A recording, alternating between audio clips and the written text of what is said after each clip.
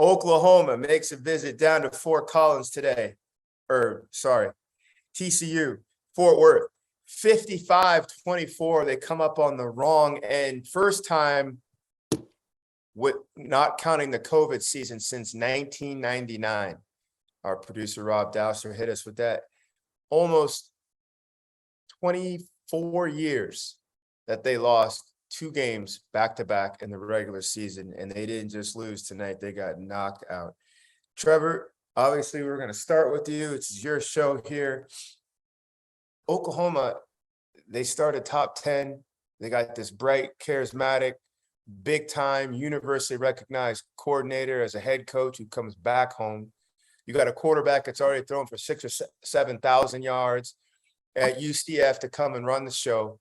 Portal is strong. Yes, they lost some, but they already got in. They picked some guys up. They want for nothing. And they go down to a TCU team that not outboxed them, outclassed them. Yep. Are they still drunk from did they not sober up from the Kent State game, or is this who they are? Or break it down for us. Yeah, the first thing that jumps out to me is disappointment in the defensive play of Oklahoma, especially with Brent Venables at the helm. Now, I get it. Brent Venables is sitting in a new leather office chair. He's trying to figure out how to shake hands, kiss babies, put together a defensive plan, switch his mic over during the game and listen to the offensive side, worry about situational football. I mean, he's going through a learning curve himself, as opposed to just dialing up a defense and being the best defensive mind in the country that he's been for so long. That being said, find a way to get your defense to stop what I would call a pedestrian TCU team. And all the credit goes to him. Max Duggan played fantastic. I thought Adrian Martinez last week played the best game of his career. So you got 2 quarterbacks playing some of the best football they've ever played in their career against Oklahoma. Is that those guys rising to the occasion, or Oklahoma defense playing that bad? I think it's a little of both. So really disappointed in Oklahoma's defense and the inability to make an adjustment to stop the bleeding. That being said, in this game specifically, you saw how much Dylan Gabriel means to this team. Now, Dylan Gabriel is not having a good game, but he's the glue that holds that offense together, because you bring in number 2, Bevel, and it fell off really. I mean, we had no shot of winning. Oklahoma had no shot of winning with him coming in the game. Hopefully he's able to return, but it's 2 weeks in a row now. You see the top dog in the Big 12 for a lot of years that just looked extremely pedestrian on both sides of the ball. And they're going to have to make some big changes, specifically on the defensive side, if they're going to want to go up against Oklahoma State and Baylor and Kansas down the stretch here. It's going to be an interesting uphill battle. Hack, let's just go to that uphill battle. Mm-hmm.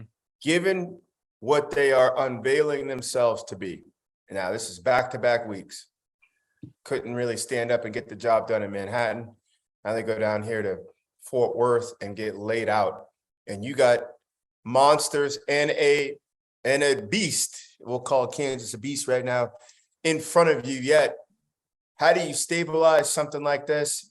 And when do we know the wheels just are going to come off? When is it going to get ugly? This is a really impatient fan base. You saw what happened with our guy, Spencer Rattler. Last year, he's leading an undefeated Sooner team, and they're already calling for number 2, and they eventually got their wish. This is a proud championship blue blood program. How many more times can they get knocked out and still feel the support and surge of Sooner Nation? And Trevor, I want you to answer the same thing. Yeah, I'd be curious to see Trevor's answer on this. So here's one thing, though, that I will talk about. You're talking about defense, Trevor, and I don't know if you remember much about what you talked about last year, but I did tune into the Bryce and Trevor Knight show pretty frequently. And the one thing I remember you talking about, great show. The one thing I remember you guys talking about when it specifically pertained to Oklahoma was the fact that defensively, they were not a very good football team last year, personnel, scheme, so on and so forth. And they balance that out with a pretty high powered offense. But, that only takes you so far at times, right? So my question is I don't know how much of a jump, or the thing I ask myself is I don't know how much of a jump from a personnel standpoint you're going to make with a new head coach, transfer portal of an old head coach leaving on the defensive side of the ball. And the fact that he's bringing in a new scheme, like how much of a difference does that make in ultimate Jimmys and Joes that you have going out there and executing? What I will say is moving forward now, if I'm Brent from a defensive side of the ball, I'm figuring out, I think you've had plenty enough game time, plenty enough game reps to figure out what they do well and understand that you can't ask these guys to play outside of themselves. You need to kind of stay in that lane of what they do well and know that, to your point, Trevor, if you have Dylan Gabriel back there, if you can keep the game close and bend don't break defensively, keep the game close and let the offense do what the offense does. I think that's kind of where you have to lay your hat and hang your hat if you're Oklahoma moving forward this year. And then it's going to be up to Brent to get the guys in there defensively that he needs to run his scheme. And then likewise on offense, keep up the same type of expectations that Oklahoma's earned. And I think that's a great point, Hack. But here's where the disappointment comes in with Brent is that with the same Jimmys and Joes, as you use that term, those Jimmys and Joes last year and the subsequent years before that weren't allowing 41 and 55 points back-to-back weeks.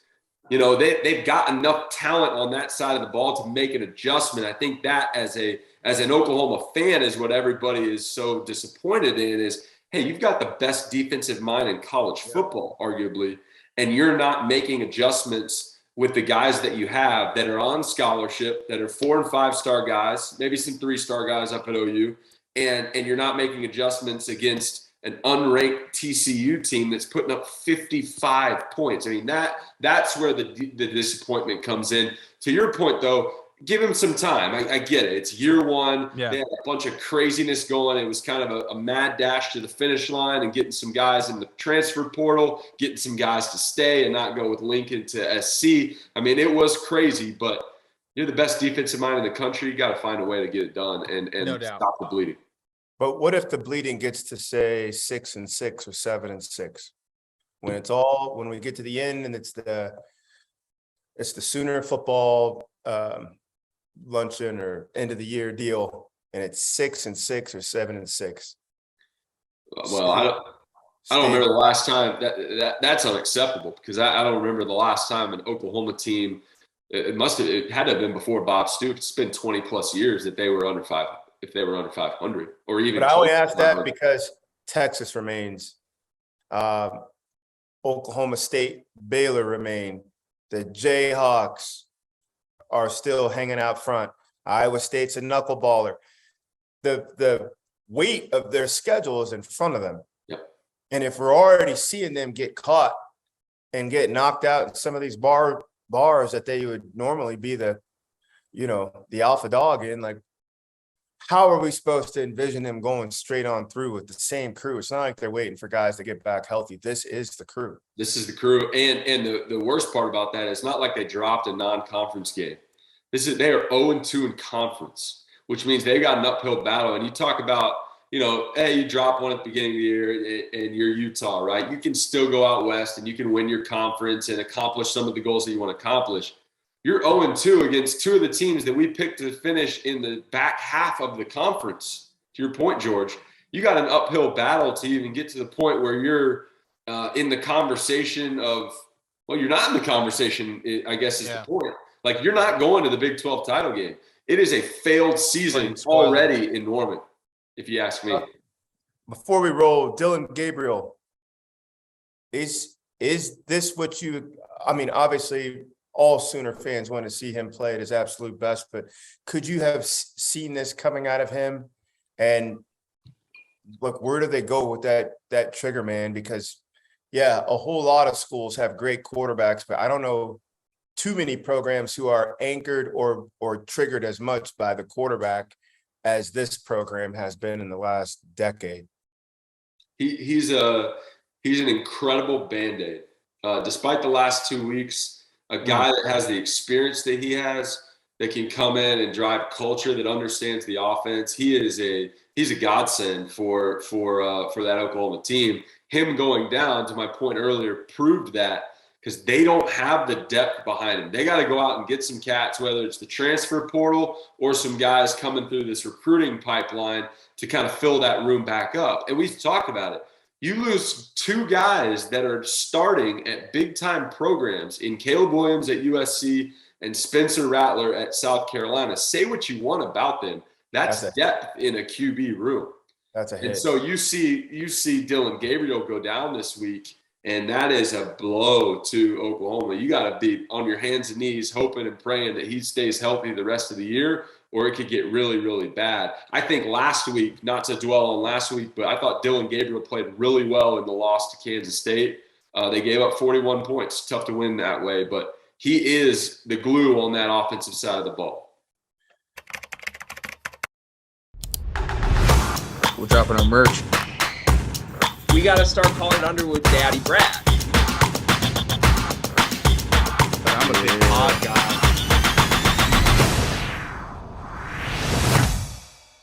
Breaking news. The Field of 68 has an online store, and it's your one-stop shop for the latest and greatest merch in college basketball and college football. You can find shirts to support your favorite team, make fun of your rival team, or boast Field of 68 catchphrases like Daddy Brad, Cussin' and Discussin', and the Star Heels. Go to www.fieldof68.shop today and enter promo code TOUCHDOWN for 20% off at checkout.